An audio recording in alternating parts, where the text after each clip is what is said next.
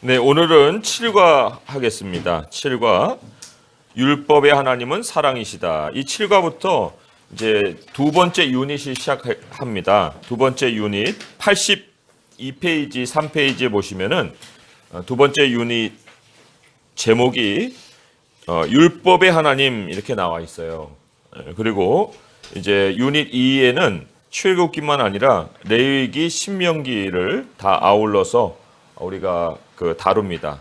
그래서 시간이 나시는 분들은 출애굽기, 레위기, 그다음에 신명기 말씀, 여기 이제 중간에 민수기는 빠져 있지만은 혹시 시간이 나시는 분들 쭉 한번 성경을 통독하시면은 더 좋을 것 같아요. 그래서 율법의 하나님, 이제 율법이라는 주제가 굉장히 중요하기 때문에 오늘부터 해서 율법의 개념을 좀 잘 정리할 수 있길 바랍니다. 자, 율법의 하나님은 사랑이시다라는 제목인데 신학적 주제에 한 목소리 읽어보겠습니다. 시작. 하나님의 율법은 주님의 선하신 성품과 자기 백성의 삶에서 으뜸이 되고자 하시는 주님의 열망을 나타냅니다. 네, 포인트 1은 율법의 하나님은 자기 백성을 사랑하십니다 했는데 그게 바로 주님의 선하신 성품에 해당됩니다. 신학적 주제에 주님의 선하신 성품에 해당되고요. 그 다음에 2번과 3번은 똑같은 개념이에요. 율법의 하나님은 우리 삶에서 으뜸이 되셔야 합니다 했고, 또 3번에 보게 되면 율법의 하나님은 모든 일에서 높임을 받으셔야 합니다 했는데, 좀 차이라고 하면 절대적으로 하나님이 우리 삶에서 그 첫째가 되어야 되신 포인트가 2번이라면 바로 3번은 그런 하나님을 이제 우리가 높여드려야 되는 그러한 책임이 있다는 것을 또 알려주고 있어요. 그런데 여기 신학적 주제에는 으뜸이 되고자 하는 하나님의 열망, 주님의 열망 이렇게 되어 있는 것이 바로 2번, 3번에 해당이 됩니다. 자, 그럼 도입 부분을 제가 읽어보겠는데요. 이 도입 부분에서 왜 이런 이야기가 여기 써 있을까?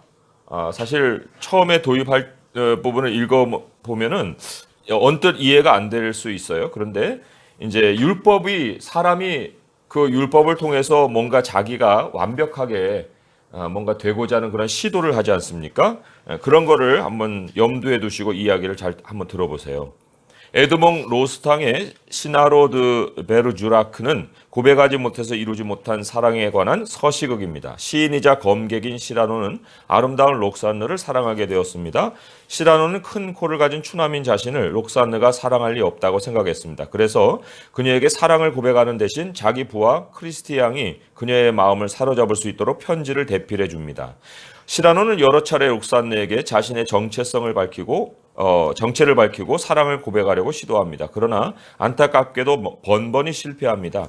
시라노가 록산느에게 사랑을 고백하려고만 하면 상황이 꼬이고 또 꼬입니다.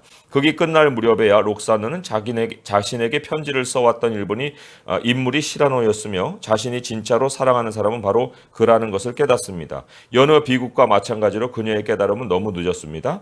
시라노는 록산느가 그의 사랑을 받아들이기 전에 죽고 맙니다.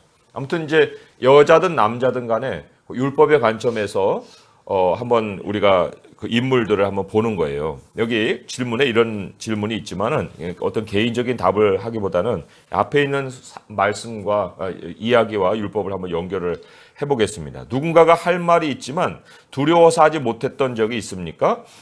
그 배후의 이유를 한번 율법과 연결시킨다면은 우리가 완벽한 조건을 갖추고 누군가에게 다가간다 혹은 하나님께로 다가간다 그런 그 시도를 한다고 할 때 거기에는 절대로 사람이 만족을 할 수가 없어요. 그리고 자기가 잘못한 것이 많고 감출 것이 많을수록 그것은 참 두려운 일이기도 합니다. 그거는 남녀 간에 어떤 미팅하고 또 선을 본다고 해도 마찬가지예요. 감추고 있으면 호감을 어느 정도 가지고 있는데 이걸 드러내면 그 사람이 이것 때문에 나를 차지 않을까? 이런 어떤 생각이 자꾸 들게 되면은 내가 그를 감추려고 하고 오히려 또 뭔가 더 다른 완벽한 걸 자꾸 꾸며내려다 보니까 그 자기 본 모습도 아니고 또 마음에는 들킬까 두렵기도 하고 관계가 깨질까 두렵기도 하고 뭐 이런 여러 가지 복잡스러운 생각이 일어날 거 아닙니까? 그러니까 참 이 꾸며낸 조건이라는 것, 현실을 그대로 받아들이지 않고 꾸며낸 조건이라는 것, 이제 이런 것들이 이 우리 안에 종교성으로 임해서 그 모양을 나타낼 때가 있습니다. 뒷부분에서 우리가 아주 중요한 구절로 다룰 한 구절이 있는데 먼저 여기서 잠깐 맛을 보게 되면 골로새서 2장 18절을 한번 펼쳐보세요. 골로새서 2장 18절의 말씀 326쪽에 있습니다. 골로새서 2장 18절의 말씀에 이따가는 이제 16절부터 해서 쭉 보겠지만 일단 18절만 한번 제가 읽어보겠습니다.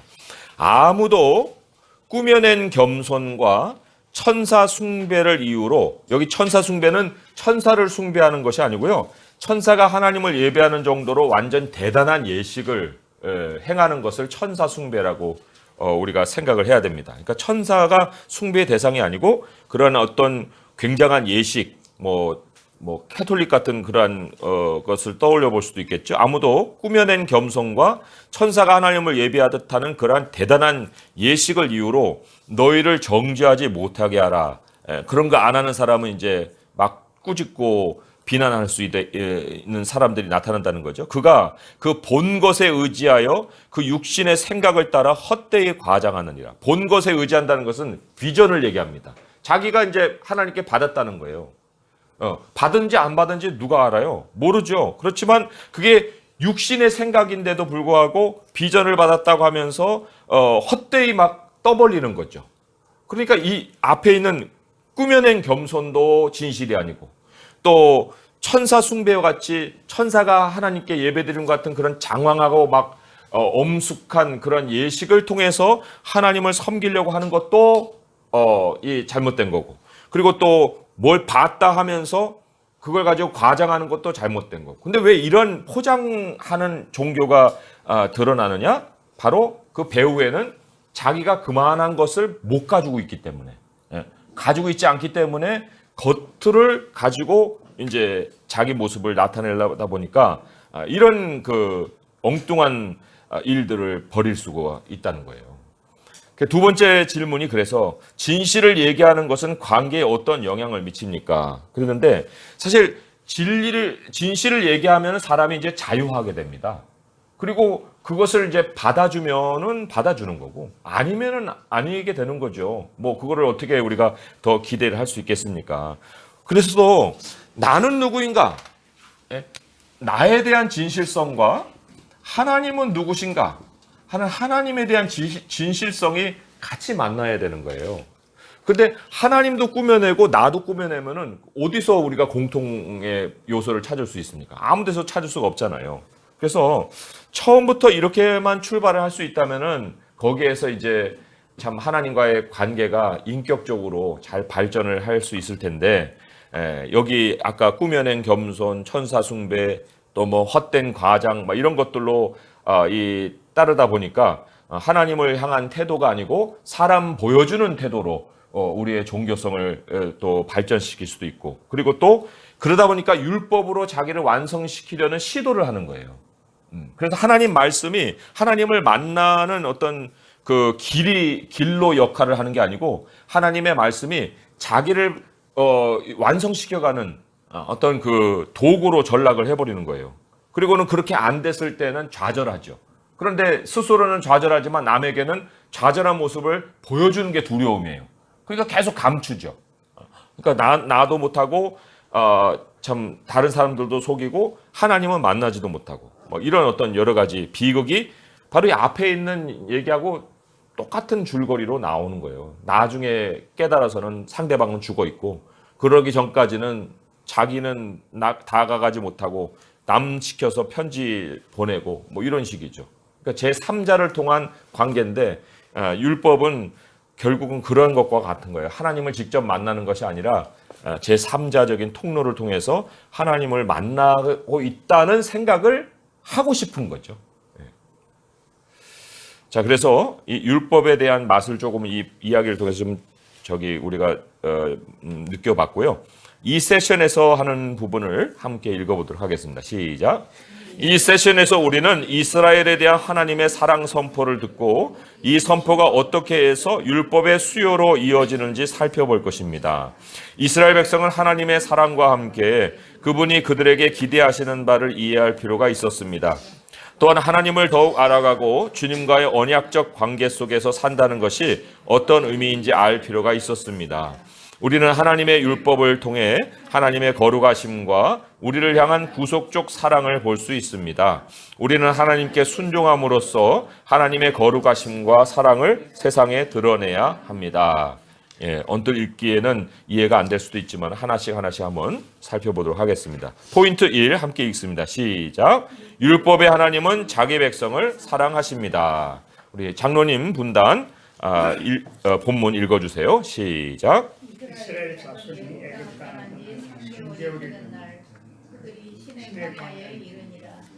그들이 그 믿음을 떠나 신의 광야에 이르러 그 광야의 장막을 때 이스라엘이 거기 상 앞에 장막을 치라. 모세가 하나님 앞에 올라가니 여호와께서 산에서 그를 불러 말씀하시되 너는 이같이 야곱의 집에 말하고 이스라엘 자손들에게 말하라.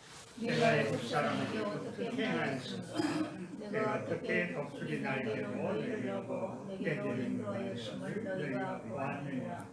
세계가 다 내게 속하였느니 너희가 내 말을 잘 듣고 내 언약을 지키면 너희는 모든 민족 중에서 내 소유가 되었고 너희가 내게 대하여 제사장 나라가 되며 거룩한 백성이 되리라. 너는 이 말을 이스라엘 자손에게 전할지니라. 아멘. 여기서 한 가지 좀 개념적으로 이해할 필요가 있는 것이 독수리 날개로 너희를 업어 내게로 인도했다는 이 뜻이 어떤 뜻인지를 좀 알아야 돼요. 왜 갑자기 독수리가 나오는가? 독수리 날개로 어떻게 업으셨다는 건가? 신명기 32장 11절을 보시면은 조금은 그 뜻을 잘 이해할 수 있도록 연결이 되는 구절입니다. 신명기 32장 11절의 말씀, 구약성경 314쪽에 있죠. 신명기 32장 11절 함께 읽어보겠습니다. 시작. 마치 독수리가 자기의 보금자리를 어지럽게 하며 자기의 새끼 위에 너풀거리며 그의 날개를 펴서 새끼를 받으며 그의 날개 위에 그것을 엎는 것 같이, 한 절 더 읽습니다. 여호와께서 홀로 그를 인도하셨고 그와 함께한 다른 신이 없었도다.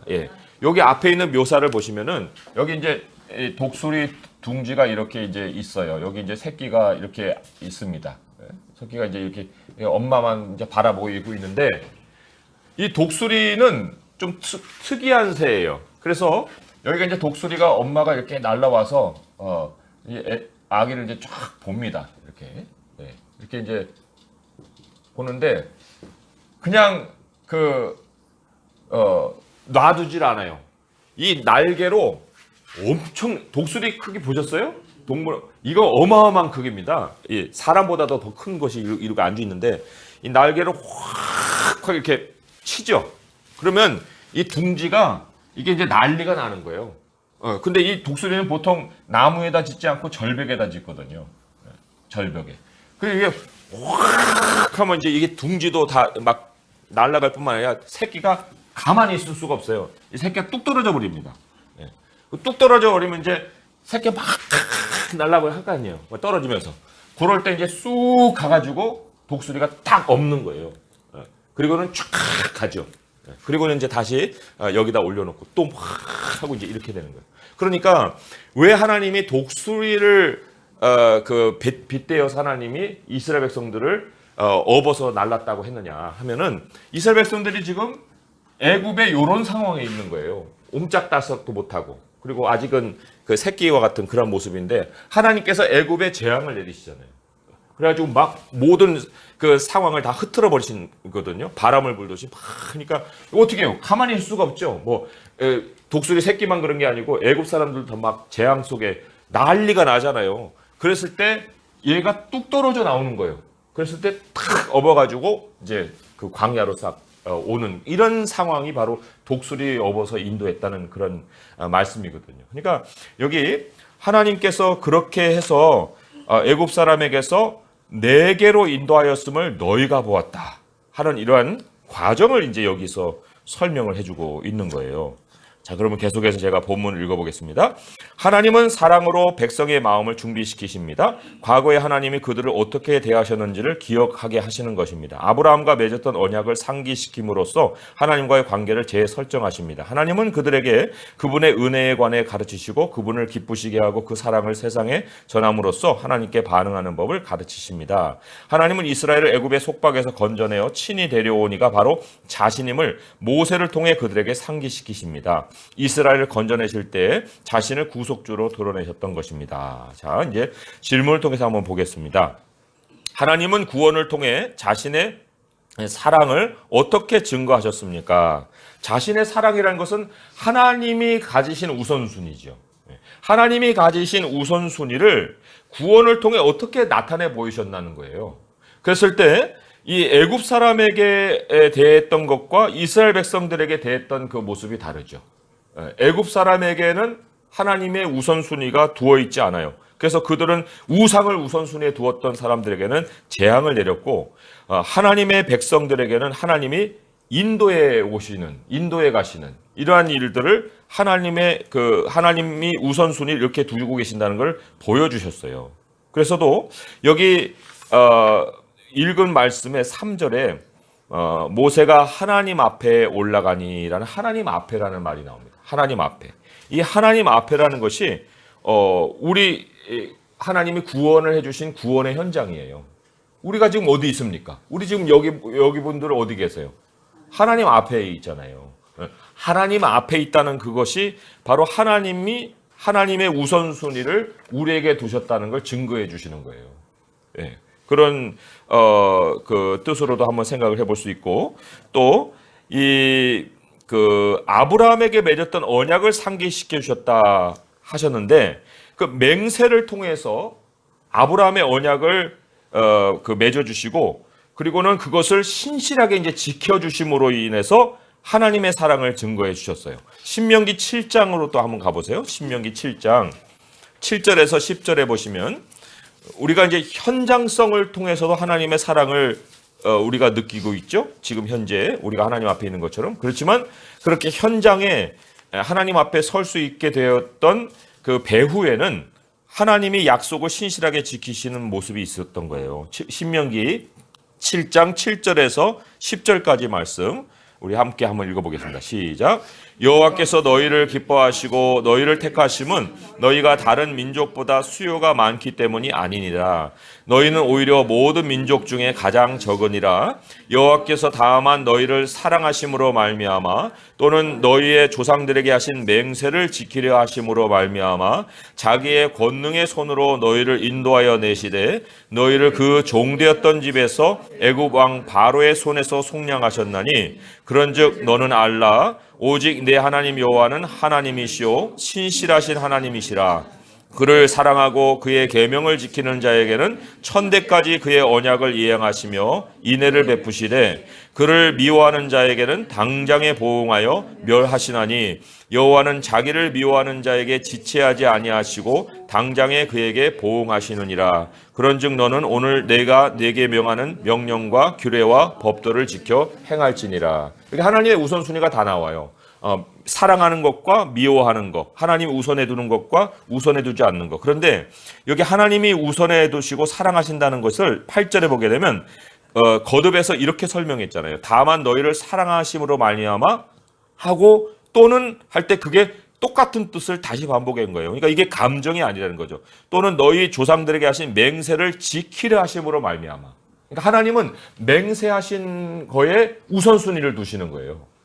하나님이 말씀하시는 것에 그 모든 행동에 그 우선순위를 두시고 그걸 이루어 가시는 분이에요. 그렇기 때문에 하나님의 신실하심은 약속에 근거하는 거예요. 약속에 근거해요. 그래서 질문으로 다시 돌아오면은 구원을 통해 자신의 사랑을 어떻게 증거하셨습니까? 할 때 하나님이 약속하신 그 약속을 신실하게 지키심으로 구원의 하나님의 사랑을 증거하셨다. 이렇게 얘기를 해볼 수가 있어요. 두 번째 질문은 이렇죠. 삶으로 구원의 하나님을 증거하고 있습니까? 했는데 이제 여기 삶으로에 대한 파트가 이 5절 6절에 나와요. 5절 6절. 하나님이 그럼 구원하신 사람에게 무엇을 기대하시느냐? 여기 이제 5절에 보면 내 말을 잘 듣고 내 언약을 지키면, 요거거든요. 내 언약을 잘 듣고 언약을 지키면. 그게 이제 한 파트고요. 또 하나는 그 사명적인 것이 있습니다. 제사장 나라가 되고 거룩한 백성이 되는 거. 이게 또 한 파트예요.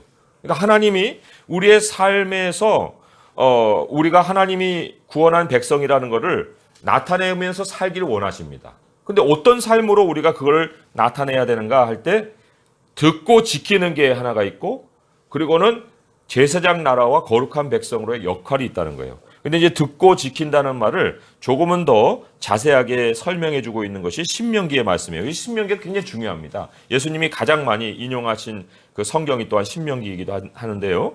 신명기 6장으로 한번 가보세요. 신명기 6장으로 가보시면 거기에 듣고 지킨다는 말의 의미를 아주 상세하게 풀고 있어요. 제가 한번 읽으면서 설명을 드리겠습니다. 6장 4절에서 6절이 듣는다는 말에 해당되는 거고요. 그다음에 그 7절에서 9절이 지킨다는 말에 해당되는 거예요. 자, 듣는 것을 한번 보세요. 이스라엘아 들으라. 이게 이제 쉐마 이스라엘이라는 말로 유명하잖아요. 유대인들이 아이를 낳을 때 그 아이의 귀에다가 태어나자마자 들려주는 말씀이 바로 신명기 6장 4절에서 9절의 말씀인데, 여기 이스라엘아 들으라. 우리 하나님 여호와는 오직 유일한 여호와이시니 너는 마음을 다하고 뜻을 다하고 힘을 다하여 내 하나님 여호와를 사랑하라. 오늘 내가 내게 명하는 이 말씀을 너는 마음에 새기고 까지가 이제 듣는 파트에 해당이 되는 거예요. 거기에 보게 되면 이 말씀은 사실은 순종을 그 배후에 두고 해주시는 말씀이에요. 듣는다는 것이 그냥 귀로 듣는 정도가 아니고 이게 이제 순종의 뜻을 가지고 있는 건데, 이 순종에 제일 먼저 행해야 되는 그 첫 번째 행위가 뭐냐면 하나님의 말씀을 마음에 새기는 거예요. 그게 하나님을 우선에 두는 행위라 하는 겁니다. 그리고 그것이 바로 아담이 어겼던 최초의 범죄예요. 사람이 하나님의 입으로 나온 말씀으로 살아야 되는데 하나님이 처음 주신 말씀조차도 잊어버렸잖아요. 그리고는 그걸 어겼지 않습니까? 그렇기 때문에 우리가 다시 하나님과의 관계를 한다고 할 때 그 제일 처음 해야 될 것은 우리 하나님의 말씀을 마음에 새기는 거예요. 듣고 새기는 거. 그죠? 듣고 새기고 그것이 하나님을 사랑하는 거고, 지킨다. 말씀을 어떻게 지켜가는가 할 때 7절에서 이제 9절까지가 내 자녀에게 부지런히 가르치며 집에 앉았을 때든지 길을 갈 때든지 누워 있을 때든지 일어날 때든지 이 말씀을 강론할 것이며 너는 또 그것을 내 손목에 매어 기호를 삼으며 내 미간에 붙여 표를 삼고 또 내 집 문설주와 바깥문에 기록할지니라. 이 말씀을 유대인들은 그냥 문자적으로 해가지고 그걸 그렇게 만들어가지고 여기 미간에다가 이렇게 붙이고 손목에다 붙이고 이렇게 하고 다녀요. 참 얼마나 엉뚱한 일들을 하고 있는지 모르죠. 그런데 여기 이제 네 가지 그 말씀을 나타내야 되는 장소를 얘기를 하고 있습니다. 손목과 미간이고 또 집 문설주와 바깥문인데, 여기 이제 바깥문은 게이트예요. 게이트. 이게 사람 개개인 집의 문이 아니라 여기 이제 전체를 대상으로 하는 말씀을 주는 거잖아요. 이게 성이 있으면은 성의 이 문들을 얘기하는 거예요. 성의 문들. 그리고 여기 이제 가옥이 쭉 있겠죠. 이 문은 모든 사람들이 이제 만나는 장소일 뿐만 아니라 재판이 일어나는 장소이고 공적인 장소를 얘기하는 거예요. 그러니까 바깥문은 공적이고 내 집 문설주는 이제 그 집에 들어날락하는 그 현관문, 그 집 문을 이제 얘기를 하는 거죠. 그러니까 사적인 장소에서나 공적인 장소에서나 그런 표현이 바로 여기 집 문설주와 바깥문에라는 그런 뜻이고, 그다음에 손목과 또 미간에 붙인다는 건, 손목은 행위를 할 수 있는 그 기관이잖아요. 그러니까 행동으로나 또한 미간은 여기에 태도를 얘기하는 거예요. 여기 가운데. 이 가운데 미간에 붙인다는 건 내가 항상 볼 수 있는 그런 그 말씀으로 세운다는 거는 행동하는 것뿐만 아니라 내가 늘 주목해야 되는 어떤 나의 태도를 얘기하는 거죠. 태도. 행동과 태도에도 태도라는 것은 행동하기 이전의 마음가짐이라고 볼 수가 있습니다. 마음가짐. 그래서 내 마음에도 행동에도 내 집안에서도 바깥에서도 늘 하나님의 말씀을 지키는 그러한 모습을 가져라 하는 것이 이제 하나님께서 우리에게 원하시는 삶이에요. 삶. 그래서 우리가 이 삶의 문제를 이제 그 뒤에서 조금 더 다루긴 하겠는데 이 삶의 문제가 제대로 잘 지켜지려면은 먼저 하나님의 말씀을 듣는 작업을 우선적으로 수행을 해야겠죠. 자, 그 뒤에 있는 걸 제가 또 읽어보겠습니다. 시내산에 있는 모세 하면 십계명이 떠오릅니다. 우리는 십계명의 맥락을 잘 알아야 합니다. 십계명 앞에 서술된 다음의 두 절은 이스라엘 하나님의 권능과 사랑에 대해 확신할 수 있게 해줍니다. 자, 함께 읽어볼게요. 시작. 하나님이 이 모든 말씀으로 말씀하여 이르시되 나는 너를 애굽 땅 종되었던 집에서 인도하여 낸 내 하나님 여호와니라. 그리고는 이제 십계명이 주어지는 거예요. 그렇다는 얘기는 이 십계명은 자유하게 하는 율법이에요. 우리가 구약을 보면서 구약의 백성들은 어떻게 살았어? 그 율법에 매여가지고 정말 불쌍하기도 하지. 이렇게 이제 생각하기가 쉽지만 그 1장 1절과 2절이 십계명의 서론이라고 할 때 그 서론 속에서 보시는 것은 하나님이 이 속박 속에 있었던 사람을 인도하여 낸 자유케 하신 백성에게 주신 것이 십계명이에요. 그러면 자유케 하셔놓고 또다시 십계명을 가지고 묶어버리시려고 하는 하나님은 아니잖아요. 그러니까 이 자유케 한다는 말에 우리가 상당히 주목을 해야 되고, 그렇기 때문에 야고보서의 말씀을 우리가 보면서 그게 어떤 뜻인가 하는 걸 좀 새겨볼 필요가 있습니다. 야고보서 두 절을 찾아볼 텐데요. 야고보서 1장 25절의 말씀 372쪽에 있습니다.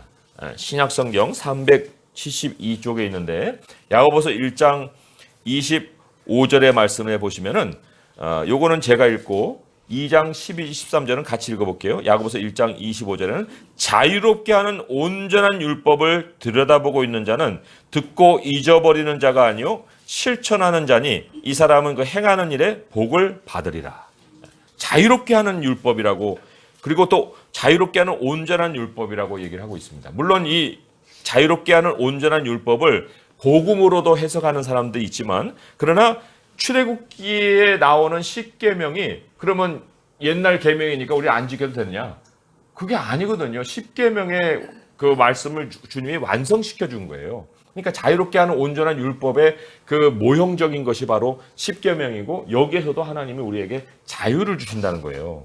또 2장 12절에서 13절에 보면은 이런 말씀을 기록하고 있는데 함께 읽어볼게요. 시작.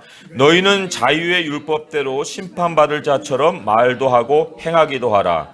긍휼을 행하지 아니하는 자에게는 긍휼 없는 심판이 있으리라. 긍휼은 심판을 이기고 자랑하느니라. 예. 여기 십계명이 뭐하고 연결되어 있냐면요, 자유하게 하는 율법은 긍휼과 연결이 되어 있는 거예요. 하나님이 빼내주신 것도 긍휼이잖아요. 그리고 긍휼을 통해서 이 십계명을 또한 우리에게 주셨고, 우리도 그렇게 긍휼을 베풀어 하기 때문에, 예를 들면은 살인하지 말라, 간음하지 말라, 도둑질하지 말라, 이웃에서 탐내지 말라, 이웃에게 증거하지 거짓 증거하지 말라, 이런 뭐 하지 말라 하는 말씀이 있잖아요. 그러면 그렇게 하지 않으면 되는 율법이 아니고, 그것은 그 이웃에게 긍휼을 베풀라 하는 말씀으로 주시는 말씀이에요. 그냥 도둑질 하지 않으면 되는 것으로 끝나는 게 아니고, 도둑질 하지 않는 것은 그건 기본이고, 도둑질 하지 않음으로 인해서 그 이상의 우리가 할 수 있는 일들을 하나님께서 거기서 요구를 하시는 거예요. 그러니까 긍휼의 초점을 가지고 있어야 되고, 이웃에게 행하는 것에 초점을 둬야 되는 것이 자유하게 하는 율법이지, 내가 안 하는 것에 초점을 두어서는 아니 된다. 그래서 여기 아까 야고보서 1장 25절에 자유롭게 하는 온전한 율법을 들여다보고 있는 자는 듣고 잊어버린 자가 아니라 했죠. 실천하는 자라고 했죠. 이 사람은 그 행하는 일에 복을 받으라고 했잖아요. 그러니까 도적질하지 말아라 해서 안 하면 되는 게 아니고, 그것이 실천이 아니고 도적질하지 않는 것에 대한 더 방대한 하나님의 말씀이 연결돼 있거든요. 그래서 가난한 이웃이 있으면은 그 이웃에 대해서 팔을 죽게 하지 말고 또 너희들이 그 이삭을 죽을 때 다 죽지 말고 남겨두고 고아와 과부를 위해서 그들이 거기에 대해서 곡식을 얻을 수 있게 해주고 이런 여러 가지 것들 긍휼의 법으로 하나님은 더 발전을 시키신다. 그래서 여기 십계명의 내용도 우리가 잘 파악을 해야겠지만 거기에 대한 서론이 붙어 있다는 것을 우리가 절대로 잊어서는 안 됩니다. 그래서 인도하여낸 내 하나님 여호와입니다. 자, 그러면 제가 그 이어지는 본문을 한번 읽어보겠습니다. 십계명은 융통성 없고 무정한 주인이 세운 규칙 목록이 아닙니다. 노예 상태에 있던 자녀를 건져낸 사랑의 아버지가 만드신 것입니다. 하나님의 사랑은 구원 사건뿐 아니라 언약이라는 선물에서도 잘 나타납니다. 하나님은 이스라엘 백성에게 주님의 뜻을 선포하는 역할을 할 모세와 언약을 맺으셨습니다. 하나님은 그들에게 자기 뜻을 숨기지 않으실 만큼 이스라엘을 사랑하셨습니다. 거짓 종교는 사람들로 하여금 상상 속에 신들을 어떻게 달래야 할지 몰라 전전긍긍하게 만들어 좌절시키지만 하나님은 율법을 통해 자신을 계시하실 만큼 이스라엘을 사랑하셨습니다. 율법은 애매모호함이 그들 삶 속에 적용될 하나님의 애매모호함 없이 그들 삶 속에 적용될 하나님의 거룩하심이 어떠한지를 보여줍니다. 그러니까 율법은 애매모호하지 않아요. 굉장히 분명한데 자, 질문을 통해서 한번 보죠. 이스라엘에 대한 하나님의 선포는 매우 인격적이며 그들에 대한 하나님의 사랑하심과 돌보심을 드러냅니다. 출애굽기 19장에서 이스라엘을 향한 하나님의 사랑은 어떻게 나타나고 있습니까? 할 때 여기 법이 묶인 상태에서 주신 법이 아니지요. 그죠? 그것은 노예 계약이나 마찬가지예요. 그러나 하나님이 그 종되었던 집에서 인도하여 내신 후에 주신 법이에요. 그게 굉장히 인격적이라는 거예요.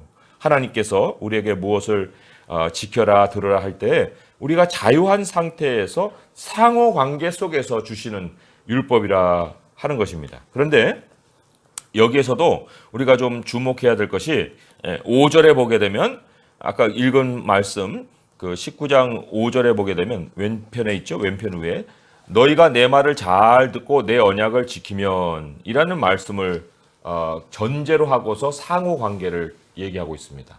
사실 우리도 생각을 제시하고 하나님도 생각을 제시하고 그래갖고 서로 생각에 그냥 타협을 받아서 중간 지점으로 진리를 만든 것이 아니에요. 창조자와 사람의 절대적인 구별은 진리는 하나님께로부터 나온다는 거예요. 진리는 하나님께로부터만 나오고 그 진리를 통해서 서로의 관계가 형성이 되는 거기 때문에 그것만큼은 하나님이 양보하지 않으시죠. 그러나 그 진리가 딱 그 관계를 맺어주는 상황에서는 하나님이 그 진리에 대한 실행을 강요로 행하라 하지 아니하고 조건으로 내세우신다는 거예요. 그게 바로 하나님이 또한 인격적이라는 것을 우리에게 알려주고 계시죠. 너희가 내 말을 잘 듣고 내 언약을 지키면 했지. 거기에 대해서 하나님이 그것에 대한 우리의 생각과 이런 것들 다 무시해버리고 또 아담에게도 그러잖아요. 선악을 알게 나무를 먹지 말아라. 먹는 아이는 내가 정령 죽으리라 하는 그런 그 결과를 알려주시고 그 진리를 따르게 하시는 하나님이시잖아요. 그러니까 진리 아닌 것으로 우리가 선택을 할 때 사실 하나님이 무서운 분으로 변하는 게 아니고요. 우리가 무서운 결과를 선택하는 거예요. 하나님이 이미 무섭게 그런 결과가 나타날 것이라는 걸 다 알려주시고 그게 진리잖아요. 그리고는 이 말씀을 따라야 한다는 것을 조건으로 내세우시는데 우리가 그 조건을 어기면 아우 하나님은 이렇게 엄하셔 왜 그 한 번 잘못으로 이렇게 그렇게 얼굴이 변하시지? 이런 하나님을 자꾸만 그 핑계 삼고 하나님께 모든 변명을 자꾸 대는데 하나님이 그렇게 무서운 분으로 변하신 것이 아니다. 사람이 무서운 결과를 택하는 거고 하나님은 처음도 마지막도 다 인격으로 우리를 대하시는 분이시고 그러나 절대적으로 진리는 하나님께로부터 나온다는 것만큼은 하나님이 양보하지 않으신다. 그래서 우리 하나님의 사랑이라는 것은 결국은 하나님의 생각으로 우리를 초대한다는 것은 하나님의 지위를 사실 우리에게 누리게 하시는 거예요. 근데 하와는 어떻게 했습니까? 내가 하나님과 같이 되리라 하고 스스로가 그 지위를 취하려고 했잖아요. 하나님은 우리를 초청했는데 초청이 아니고 스스로가 가서 그거를 그 자기 것으로 삼으려고 했던 그 사람의 모습. 그러니까 이것이 인격적이지 않은 모습이죠. 사람의 범죄는 결코 인격적이지 않아요. 결코 하나님을 신뢰하는 사람에게는 그런 죄가 임하지 않은데 하나님을 인격적으로 대하지 않을 때 결국 사람은 죄를 범하게 된다. 그래서 이 포인트 1에 율법의 하나님은 자기 백성을 사랑하십니다라는 것이 다 하나님의 인격이 있고 하나님이 자유하게 해주시고 그리고는 진리를 세워주시는 그런 하나님의 모습까지도 다 우리가 망라해 볼 수가 있습니다. 자, 두 번째 포인트 읽어보겠습니다. 시작. 율법의 하나님은 우리 삶에서 으뜸이 되셔야 합니다. 자, 읽어볼게요. 하나님은 이스라엘의 하나님이시며 홀로 그들을 애굽에서 구원해내신 분입니다. 하나님은 이 사실을 그들에게 다시 한번 강조하십니다. 교훈은 간단합니다. 하나님은 하나님이시기에, 그죠? 하나님은 하나님이세요. 우리의 완전한 헌신을 받으실 자격이 있어요. 자격이 있으시다는 거예요. 첫 두 계명이 이 중요한 진리를 어떻게 뒷받침해 두는지 살펴보겠습니다. 자, 이 분단이 어디시냐면요. 우리 목사님과 그다음에 여기 권병미 권사님까지 여기 세 분이 이 분단 본문 읽어주세요. 시작.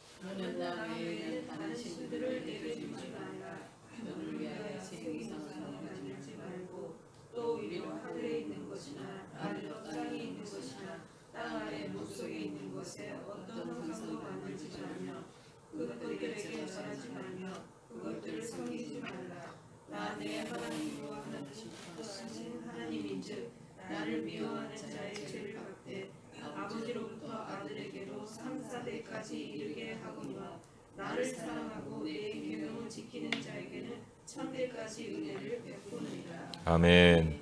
하나님은 겨룰 자가 없는 분이시지만 백성에게 충성을 증명하게 하십니다. 하나님 외에 다른 누구에게도 그 무엇에도 더 큰 헌신을 보이지 말라는 것입니다. 에덴 동산에서 아담과 하와는 하나님과 같이 되리라는 유혹에 빠졌습니다. 첫째 계명에서 하나님은 인간의 죄로 뒤집힌 것을 바로잡으십니다. 우리는 모든 생각과 행동과 관계에서 하나님께 그분이 마땅히 계셔야 할 자리를 내어 드려야 합니다. 그 옆에 그 박스에 오스월 챔버스가 남긴 말이 하나 있어요. 제가 읽어볼게요. 죄가 무엇인지 기억해야 합니다. 바로 하나님을 근본적으로 의지하지 않는 자세입니다. 하나님 없이도 할 수 있다고, 하나님이 필요 없다고 주장하는 생각입니다. 여기 하나님 없다, 하나님 없이, 이게 바로 죄의 생각이에요. 죄라는 것은 그렇기 때문에 하나님과 분리되어 나온 모습을 얘기하는 거죠. 자, 그런데 이제 첫 번째 질문이 이렇습니다. 첫째 계명을 어기지 않으면서 다른 계명들 중 하나를 깨뜨릴 수가 있을까요? 하고 물어봤어요. 가능합니까? 또는 불가능합니까? 이유를 말해보셔야 돼. 예를 들면 하나님을 섬기면서 다른 형상도 만들 수 있을까요? 하나님을 섬기면서 형상도 만들 수 있는, 이게 불가능하죠. 불가능하죠. 마태복음 6장 24절에 겸하여 섬기지 못하느니라 했는데 그 겸하여가 뭐예요? 하나님과 재물을 겸하여 섬기지 못한다. 그런데 사실 우리들의 갈등이 여기에서 찾아오거든요. 하나님도, 그러나 이것도 놓치고 싶지 않고 하나님도 잘 믿고 싶은데 어떻게 해야 되지? 하는 이런 갈등이 우리 안에 얼마나 많이 일어나는지를 몰라요. 두 번째 질문으로 넘어가면서 한번 더 살펴보겠습니다. 이 계명이 첫 번째가 된 이유와 이것이 갖는 의미는 무엇입니까? 그게 뭐냐면 첫 번째 계명은 너는 나 외에 다른 신들을 내게 두지 말라 하는 그 계명이 왜 첫 번째가 됐느냐, 이것이 갖는 의미가 뭐냐 할 때 사람은 절대로 독립적인 개체가 아니라는 거예요. 사람의 근원은 하나님이고 하나님께로 나왔고 하나님과 끊어지면은 그 존재 자체가 그 의미를 못 갖는 게 사람이라. 그게 너는 나 외에는 다른 신을 내게 두지 말라는 그 하나님의 계명이거든요. 이게 종교적인 선택으로 우리에게 주어졌는데 왜 하나님은 하나님만 믿으라고 하십니까? 이런 항변을 할 수 없는 거예요. 포도나무와 가지의 비유가 있잖아요. 그 요한복음에 가지가 포도나무에 붙지 않으면 스스로 열매를 맺을 수가 없다. 너희는 나를 떠나서 아무것도 할 수 없다. 아무것도예요. 그게 예외가 없어요. 하나님을 떠나서는 사람은 아무것도 아닌 거예요. 아무것도 할 수도 없고 근원이 있어야 강물이 있는 거 아니에요? 근원도 없는데 무슨 강물이 어떻게 흐릅니까? 메말라 버리죠. 그러니까 여기 이 첫 계명이 첫 번째가 된 이유는 결국은 모든 만물은 하나님께로부터 나오고 하나님으로부터 말미암고 하나님께로 돌아가는 하나님 없이 존재하는 어떤 피조물의 세계도 없기 때문에 그것을 맨 처음에 둔 건데 사람은 그 하나님과 같이 되려 했다는 거예요. 모든 것이 자기에게서 나오는 것으로 만들어 보려고 했다는 거예요. 참 이게 얼마나 심각한 죄입니까? 자, 둘째 계명은 첫째 계명을 더 자세히 진술합니다. 죄로 인해 우리는 하나님의 형상으로 지음받았으면서도 거꾸로 하나님을 우리처럼 만들려고 시도합니다. 하나님 귀찮아. 내가 만들어버리면 되지 뭘 하나님을 자꾸 섬기라고 그래. 하고 이제 형상을 만들죠. 손으로 우상을 만들고 그것이 우리를 특별하게 만들어주고 구원해 주기를 바라며 그것에 믿음을 쏟아 붓는다 그런 거예요. 바울은 이런 욕망을 로마서 1장 21절 23절에서 설명을 했습니다. 만들어낸 믿음을 설명을 했는데 로마서 1장으로 한번 가볼까요? 로마서 1장. 사람이 참 얼마나 엉뚱한 짓들을 많이 하는가 할 때 로마서 1장 21절에서 23절의 말씀 같이 한번 찾아보겠습니다. 같이 읽어볼게요. 로마서 1장 21절에서 23절 시작.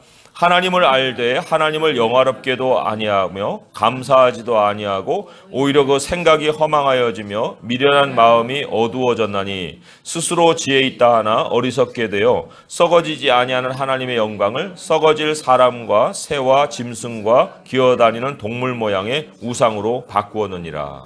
하나님을 알되라고 했어요. 좀 놀라운 선포 아닙니까? 아니 세상 사람들은 하나님 모르잖아요. 아니 모르는 사람들을 하나님이 이렇게 심판하시면은 그게 공의의 하나님 맞아요? 하고 이렇게 뭐 항변하는 사람들도 있는데 성경은 그렇게 얘기하지 않았습니다. 하나님을 알되라고 얘기하는데 이게 이제 지난 시간에 그 잠언 주일날 말씀을 설명하면서도 이 예화를 뭐 제가 만들어낸 예화지만 이런 얘기를 했습니다. 극장이 있어요. 그리고 이제 여기 이제 영화가 상영이 됩니다. 영화 제목 벤허 이렇게 돼 있어요. 이 안에 공간이 있습니다. 여기 문이 있죠. 우리가 여기 서서 누군가가 배너 얘기를 해주면 우리가 어떻게 알아요? 안 보는데 이야기를 모르잖아요. 여기 있고 났는데 너 배너 이야기 왜 안 봤어? 너 배너 이야기 왜 몰라? 아니 내가 배너 이야기 보여줬잖아. 그럼 이 사람도 항변할 수 있는 거예요. 아니 내가 이 안에 들어가지도 않았는데 무슨 배너를 봤냐고 하고 왜 배너를 못 봤냐고 그렇게 꾸지람을 합니까? 나를 들여다 놓으시기는 했어야지. 그러면 여기 이제 들여다보면 배너 안 봤다 할 수가 없죠. 근데 사람들이 배너를 실컷 보고 난 다음에 나중에 가서 그게 그리스도에 대한 얘기잖아요. 그러면 그리스도를 더 사랑하고 그리스도를 더 가까이 해야 되는데 나와가지고 사람들이 슈퍼맨을 만든다. 그러면은 배너 영화 본 사람으로서 이게 그 슈퍼맨이 아니고 슈퍼맨이에요. 배너 영화 본 사람으로서 이게 마땅한 행동입니까? 아니잖아요. 그런데 여기 로마서 1장 21절 위에 보게 되면 하나님이 여기를 극장을 뭐라고 바꿔놓으셨냐면은 창조 세계라고 바꿔놨었어요. 그러면 우리를 창조 세계 바깥에가 지어놓고 창조 세계 안에 있는 것들을 자꾸 이렇게 만드시고 우리는 구경도 못하게 하셨습니까? 우리를 이 창조 세계 중앙에다 놓으셨단 말이에요. 지금도 우리는 창조 세계 속에 살고 있어요. 그런 이 만물을 보고 그 안에서 우리가 하나님의 영광을 느낄 수 있고 능력과 하나님의 성품을 알 수 있어야 되는데 이 실컷 다 보고 난 다음에 거기에 있는 나무를 가지고 패가지고 망치질 해갖고 우상을 만들면 이게 될 일입니까? 이게 핑계치 못할 일이라는 거예요. 우리가 이 땅에 살고 있는 사람으로서. 그러니까 사람이 하나님을 떠나 있게 되면은 어떤 지경까지 갈 수 있느냐면 자기가 하나님이기 때문에 모든 것은 자기가 만들어내고 자기의 작품으로 되고 자기의 생각에 들어와야 되고 모든 게 자기 중심적인 세상으로 바뀌어버리는 거예요. 그래서도 여기 사람이 이 근본적으로 독립적인 개체가 아니기 때문에 하나님 없이는 존재할 수가 없는데 거꾸로 하나님은 우리처럼 만들려고 시도를 해놓고 그리고는 이 로마서 말씀처럼 하나님을 알되 영화롭게도 아니하고 오히려 만물에 있는 걸 갖고 하나님을 우상으로 바꿔버렸다. 하나님이 아닌 다른 무엇을 신격화하려는 욕망은 으뜸자리를 두고 하나님과 늘 경쟁하려고 덤비는 마음에서 나옵니다. 우리는 그냥 내버려두면 언제나 자신을 높이고 바라는 걸 이루어주기라 믿는 것들로 주변을 둘러쌉니다. 우리 마음은 외부의 도움으로 다시 만들어지고 세워져야 합니다. 하나님보다 못한 것에 경배하려는 죄된 성향을 깨트릴 수 있는 힘이 필요합니다. 자, 이 말씀에 해당되는 말씀 하나만 더 찾아볼게요. 로마서 12장의 말씀. 로마서 12장 2절의 말씀을 한번 보세요. 로마서 12장 2절의 말씀 함께 읽어볼게요. 257쪽에 있습니다. 257쪽 2절 시작. 너희는 이 세대를 본받지 말고 오직 마음을 새롭게 함으로 변화를 받아 하나님의 선하시고 기뻐하시고 온전하신 뜻이 무엇인지 분별하도록 하라. 여기에 변화를 받아 했죠. 변화를 받아.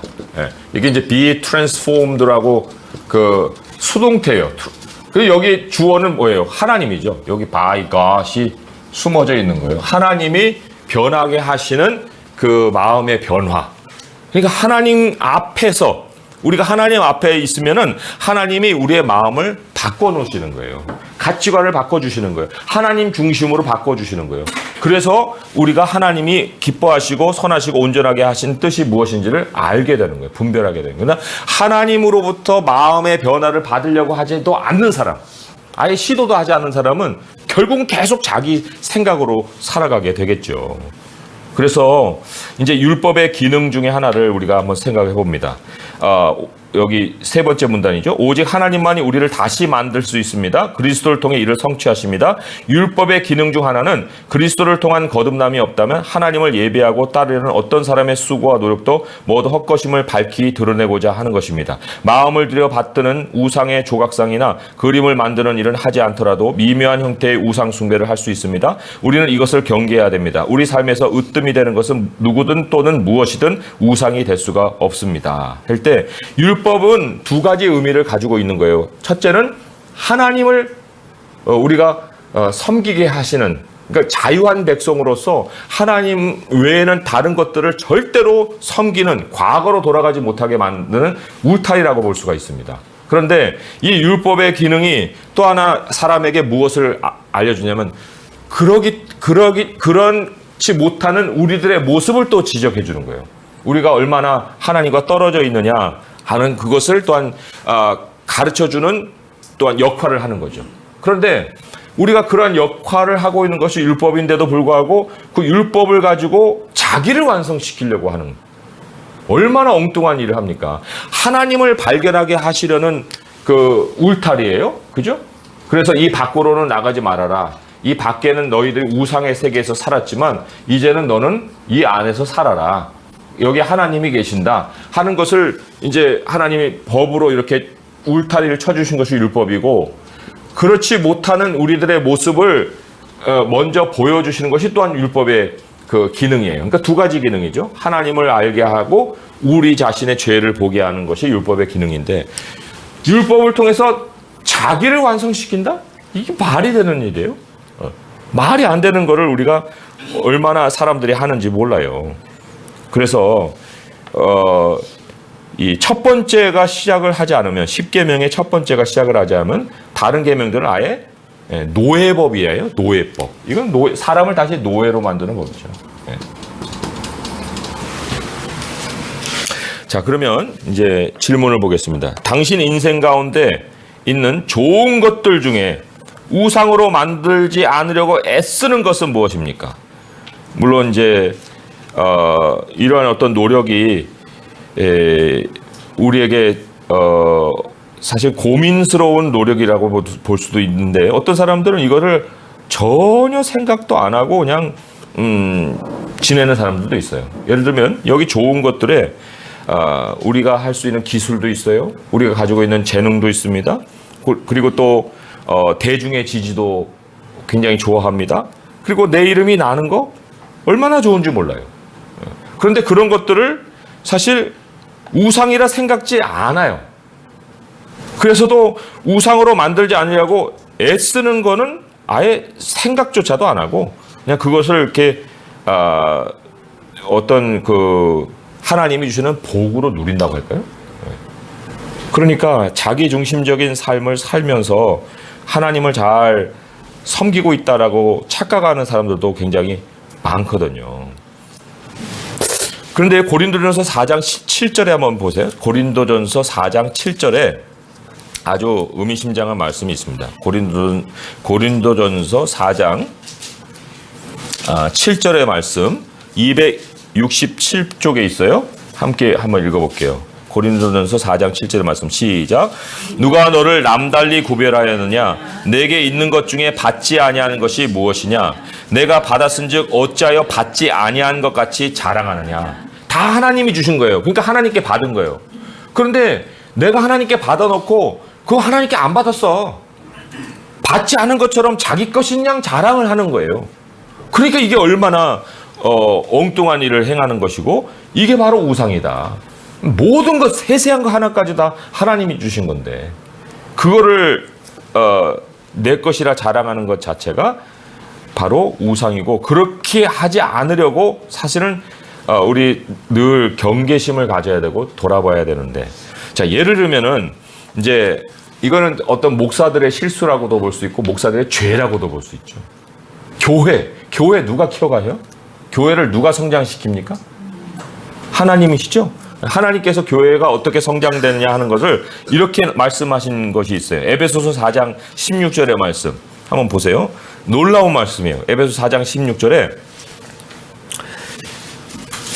314페이지입니다. 314페이지 에베소서 4장 16절 말씀 함께 읽어볼게요. 시작. 그에게서 온몸이 각 마디를 통하여 도움을 받음으로 연결되고 결합되어 각 지체의 분량대로 역사하여 그 몸을 자라게 하며 사랑 안에서 스스로 세우느니라. 스스로 세우는 이 스스로가 누구예요? 교회가 스스로 세워진다는 거예요. 교회가 스스로 세워진다는 거예요. 누가 세우는 게 아니에요. 다만 하나님께서 연결시키는 일이 있어요. 각자는 자기 분량만 갖고 있는 거예요. 그런데 하나님이 연결을 시켜서 서로 도와가지고 교회가 스스로 자라게 하시는 거라는 거죠.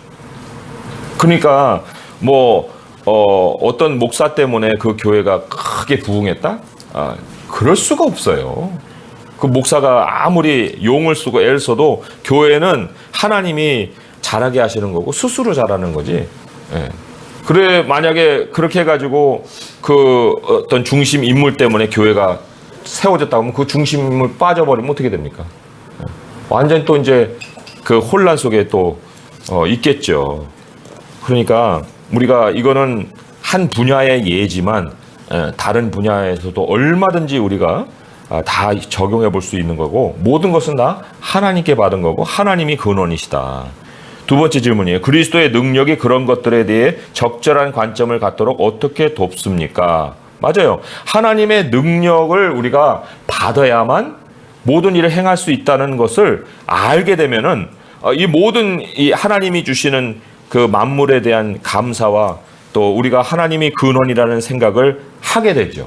근데 이걸 이제 하나님이 체험케 하시는 거예요. 아까 말씀드렸던 바 요한복음 15장 13절에서 4절의 말씀 함께 한번 읽어보겠습니다. 이런 것은 사실은 우리에게는 좌절과 같이 느껴질 수 있는 거지만 하나님은 반드시 이 경험을 하게 하심으로 인해서 하나님의 능력에 대해서 알게 하시고 그 이후에 우리의 삶의 방향을 완전히 바꿔놓으시는 거예요. 요한복음 15장 3절에서 4절의 말씀 함께 한번 읽어보겠습니다. 시작.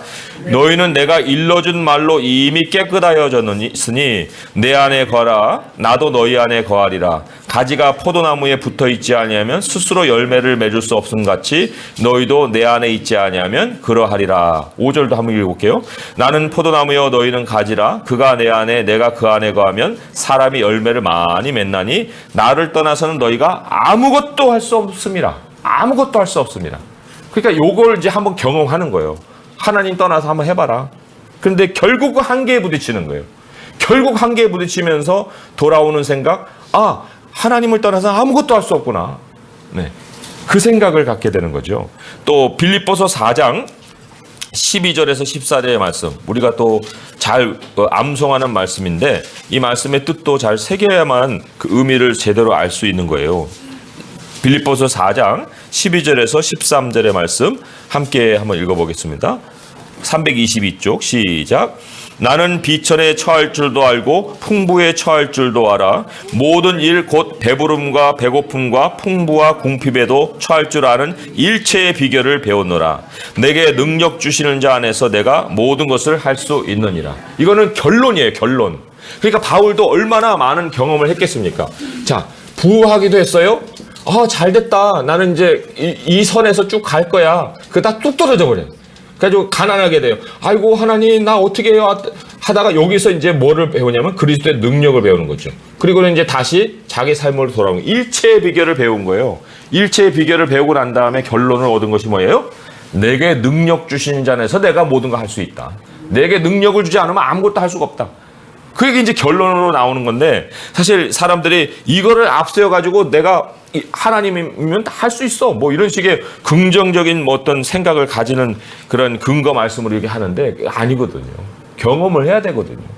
경험을 하고 난 다음에 얻는 것이 이거기 때문에 이것이 이제 결론으로 얻어지면은 계속 이걸로 가야 되는 거예요. 내게 능력 주신 자 안에서 내가 모든 것을 할 수 있다는 거죠.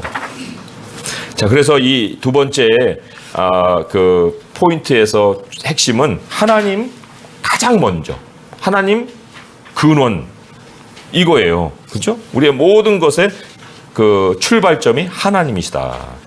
자, 90페이지로 넘어옵니다. 포인트 3 함께 읽어볼게요. 시작. 율법의 하나님은 모든 일에서 높임을 받으셔야 합니다. 자, 세 번째 그룹 본문 읽어주세요. 시작. 내 하나님 여호와의 이름을 망령되게 부르짖으라. 여호와는 그의 이름을 망령되게 부르는 자를 주었다 하지 아니하니라. 안식일을 기억하여 거룩하게 지키라. 엿새 동안은 힘써 내 모든 일을 행할 것이나 일곱째 날은 내 하나님 여호와의 안식일인즉 너나 내 아들이나 내 딸이나 내 양종이나 내 여종이나 내 가축이나 내 아내여 내 어머니 내 아무 일도 하지 마라. 이는 엿새 동안에 하늘과 땅과 바다와 그 가운데 모든 것을 만들고 일곱째 날에 쉬었습니다.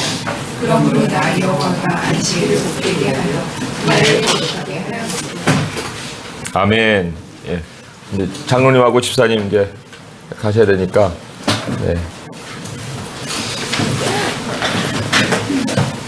잘 다녀오세요. 예.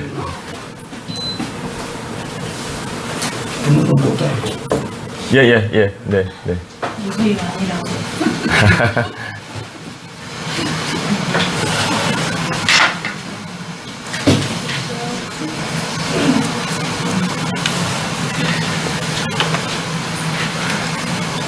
예, 여기 두 가지가 계명이 나오는데 특별히 이제 이 안식일의 계명에 대해서 좀 우리가 주목을 해야 됩니다. 먼저 설명을 하기 전에 알아야 될 것은 안식이라는 것은 일 안 하는 게 아니고요. 멈춤이라는 거예요. 멈춤. 예, 멈춤. 마디가 있는 삶. 세상 사람들의 삶은 쭉 이렇게 길만 보이는데 우리는 길 위에 이렇게 매듭이 보이는 거예요. 7일마다의 매듭이죠. 이거 자체가 엄청난 증거를 해주는 거예요. 세상에게. 예. 하나님이 쉬신 날에 우리가 같이 멈추는 삶이 있는 거.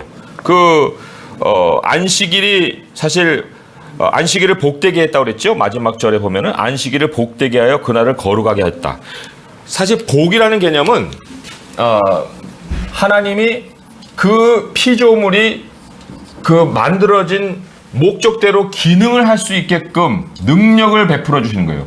기능을 할 수 있는 능력을 부여해 주는 것이 복이에요. 그래서 하나님이 복을 주지 않으면 아무것도 자기 기능을 할 수가 없습니다. 창조해 보게 되면 생물을 지으시고 복을 주시죠. 예. 또 여기도 지금 안식일을 만들고 복을 주시죠. 그럼 안식일에 기능이 있는 거예요. 어떤 기능이에요? 거룩하게 하셨다는 거예요. 거룩하게 하셨다. 구별이죠, 구별. 안식일은 구별의 기능을 가지고 있어요. 구별하는 기능.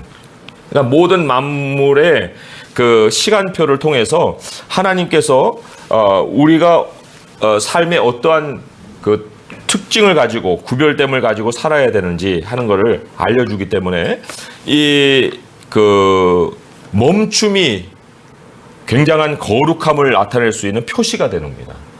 거룩함이 우리가 우리의 인격을 개발해서 또 어떤 수양을 통해서 변화를 가져야 되는 것으로만 생각하기가 쉽지만 우리가 사는 삶 자체가 그 세상과 달라지는 게 거룩함인데 그 다룰 수 있는 것 중에 최고의 것이 아니 가장 일반적이고 가장 가시적일 수 있는 것이 바로 주일 성수다. 히브리서에 보면 이런 말씀이 있습니다. 히브리서 12장 9절에서 10절의 말씀이에요. 히브리서 거기 하나님이 어떻게 우리를 거룩함에 참여하게 하시는가 하는 그 방법론적인 것을 얘기를 하고 있는데 히브리서 12장 9절에서 10절의 말씀을 함께 읽어보겠습니다. 시작. 또 우리 육신의 아버지가 우리를 징계하여도 공경하였거든 하물며 모든 영의 아버지께 더욱 복종하며 살려 하지 않겠느냐. 그들은 잠시 자기의 뜻대로 우리를 징계하였거니와 오직 하나님은 우리의 유익을 위하여 그의 거룩하심에 참여하게 하시느니라. 하나님이 거룩하심에 참여하게 하시는 거에 하나가 뭐냐면 우리의 삶이 매 주일에 멈추게 하시는 거예요. 멈추게 하시는 그 일에 하나님께서 사용하시는 방식이 또한 징계도 있다. 그래서 어려움을 겪고 난 다음에 여러 가지 그 결론으로 내가 나의 삶을 내 주관대로 살아갈 것이 아니구나 하는 그러한 깨달음을 얻게 되고 그리고는 하나님이 그러한 깨달음 속에서 이제 거룩함에 참여하게 하시는 그러한 우리의 유익을 위해서 행하신다. 그러니까 지금 사실 뭐 주일 성수에 대한 그 문제에 잘 고민하는 우리 많은 성도들도 있고 또 어떻게 하면 하나님께 더 나와서 예배를 드릴까 하는 생각을 가지고 있긴 한데 그런 생각을 그냥 품고만 있고 그냥 나는 더 이상 못해 이게 아니라 거기에 우리가 하나님께 기도할 기도 제목이 있는 거예요. 하나님, 내가 세상에게 구별해서 보여줄 수 있는 그리스도인의 삶의 모습이라는 것은 결국은 내 성품으로는 아무로 해봐야 부족합니다. 그러나 결국 하나님께서 만들어 놓으신 그 질서를 따라감으로 인해서 내가 세상에게 하나님이 살아계심과 내가 하나님의 백성인 것을 거룩하게 보여줄 수 있도록 하여 주소서 하는 기도를 통해서 우리가 이 하나님을 증거할 수가 있는 거예요. 자, 본문 읽어보겠습니다. 셋째 계명을 잠시 들여다봅시다. 하나님의 이름이 남용되는 것을 하나님이 얼마나 심각하게 여기시는지 알겠습니까? 단지 하나님의 이름으로 저주하거나 맹세하는 일에만 해당되는 계명이 아닙니다. 하나님의 이름을 경외하라는 것에는 훨씬 더 많은 의미가 들어있음을 알아야 합니다. 하나님의 이름을 경외하라는 것은 그분의 이름을 함부로 사용하지 말라는 것입니다. 그래서 하나님에 관해서 혹은 하나님을 대변하기 위해서 하나님의 이름을 사용할 때는 항상 신중히 해야 합니다.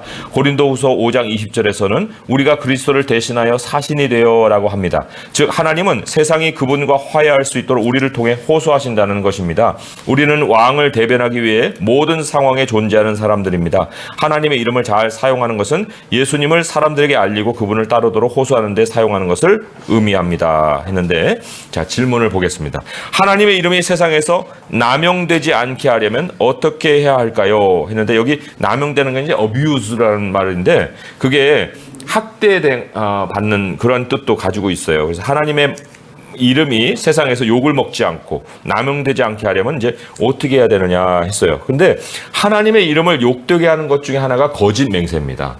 레위기 19장 12절의 말씀이기도 하고 또 예수님이 우리에게 맹세하지 말라고 한 말씀조차도 그것과 일맥상통하는 말씀이기도 해요. 레위기 19장 12절의 말씀에 이런 말씀을 기록하고 있습니다. 많은 하나님의 이름을 욕되게 하는 일에 대한 것이 간간히 소개가 되는데 아주 분명하게 이름과 연결해서 그 주어진 계명 하나가 레위기 19장 12절의 말씀이에요. 한번 읽어볼게요. 시작. 너희는 내 이름으로 거짓 맹세함으로 내 하나님의 이름을 욕되게 하지 말라. 나는 여호와니라. 레위기 19장 12절의 말씀이에요. 그죠? 여기 거짓 맹세라는 것이 나옵니다. 거짓 맹세.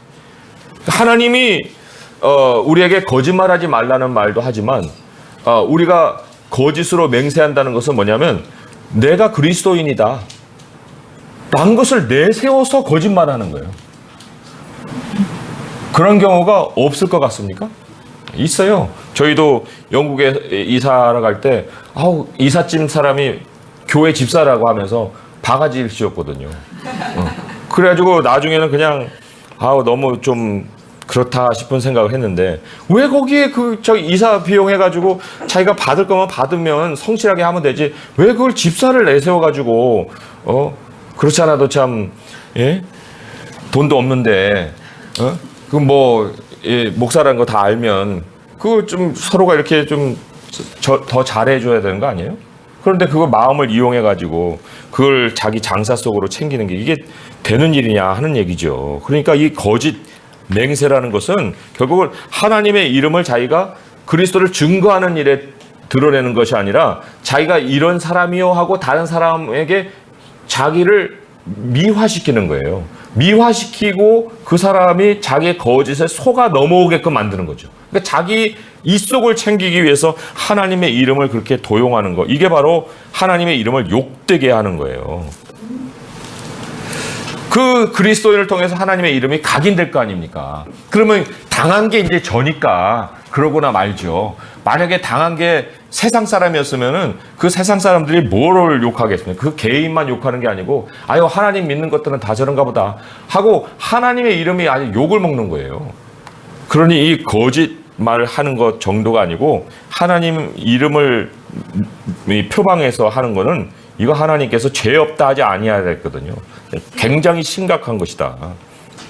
여기 또한 그 반대의 모습은 뭘까요? 거짓 맹세의 반대의 모습은 사실은 충성이에요. 충성. 하나님의 이름을 높이게 되는 것이 바로 하나님께 충성하는 것이다. 할 때 이 반대적인 모습을 우리가 여러 군데서 찾아볼 수 있겠지만은 마태복음 24장 45절의 말씀, 또 하나는 마태복음 25장 14절의 말씀 이렇게 적어 놓으시고요. 우리 마태복음 24장 45절의 말씀만 한번 찾아보도록 하겠습니다. 마태복음 24장 45절의 말씀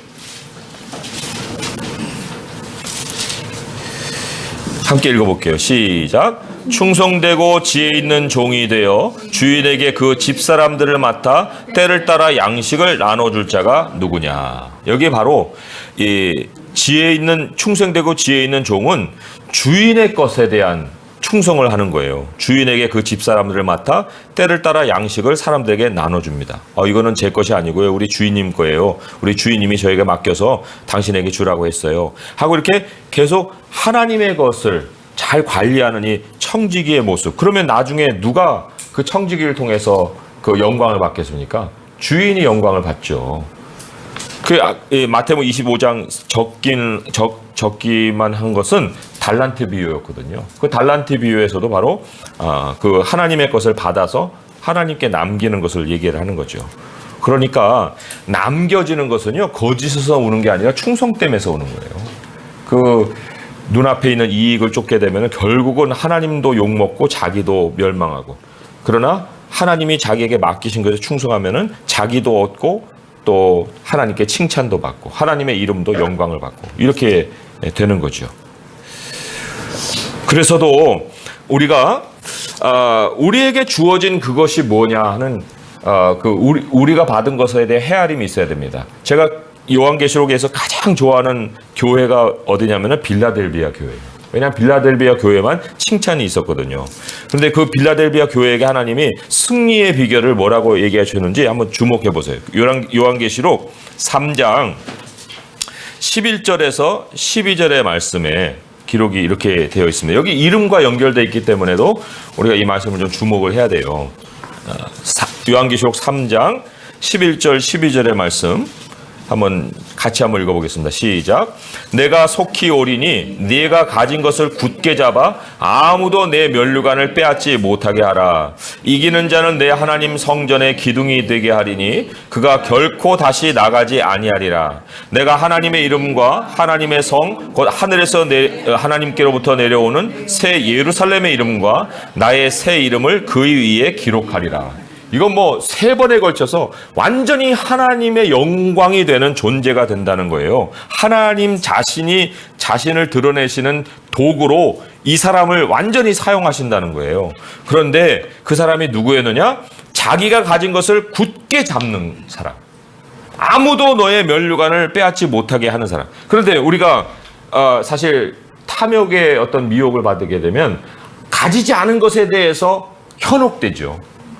내가 가진 것에 대해서 뭔가 이렇게 평가하고 감사하고 소중하게 여기는 이런 것이 아니고 가지지 않은 것을 소유하려는 열망 속에 막 붙잡혀갖고 그것만 달려가는 거예요. 그럼 면류관 다 뺏기는 거예요.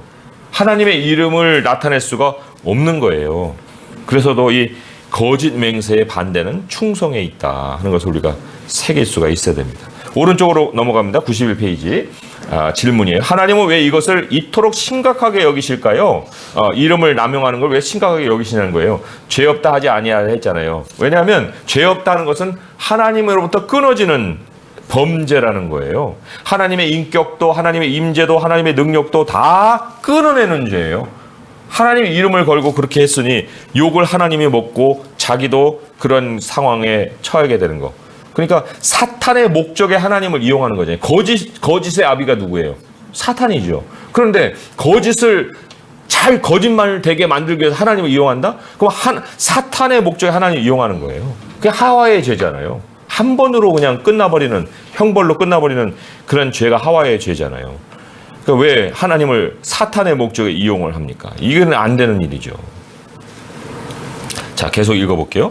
출애굽기 8에서 21절에서 하나님은 일주일에 하루는 안식하라고 명령하셨습니다. 하나님의 백성이 거룩하게 지켜야 할 안식일은 모든 행위에서 구별되어야 합니다. 일주일에 6일은 생계를 위해 일하고 질서를 유지하기 위해 힘써야 합니다. 하지만 하나님은 백성이 하나님께 집중할 수 있도록 이 일상적인 활동을 잠시 멈추게 하십니다. 여기 멈춤이라는 얘기 나오죠.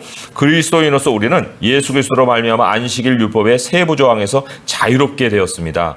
이 세부 조항은 사실은 유대주의가 만들어내는 거예요. 미시나라고 하는 유대주의들이 만들어내서 뭐 오리를 가면 되고 오리 이상을 걸어가면 안 된다. 뭐 이런 식의 것들을 가지고 사람들을 얽어맸거든요. 그런데 예수님이 이 안식일의 율법에서 우리를 자유롭게 해주셨어요. 예수님이 우리 영혼의 안식이기 때문이죠. 그러나 십계명에는 여전히 우리가 기억해야 할 원리들이 있다 할 수가 있어요. 이 십계명의 그 결론을 통해서 뭐를 얻습니까? 인생의 주가 누구냐 하는 걸 우리가 알게 되고 다시는 노예로 돌아가지 않고 긍휼을 품게 되는 그러한 결과를 가지지 않습니까? 그래서 우리 아까 골로새서 도입부에서 한 절만 읽었는데 이제 완전하게 다시 한번 읽어볼게요. 골로새서 2장 16절에서 23절까지의 말씀 함께 한번 읽어보겠습니다. 골로새서 2장 16절에서 23절의 말씀 같이 한번 읽어볼게요. 시작. 그러므로 먹고 마시는 것과 절기나 초하루나 안식일을 이유로 누구든지 너희를 비판하지 못하게 하라. 이것들은 장래일의 그림자나 몸은 그리스도의 것이니라. 아무도 꾸며낸 겸손과 천사 숭배를 이유로 너희를 정죄하지 못하게 하라.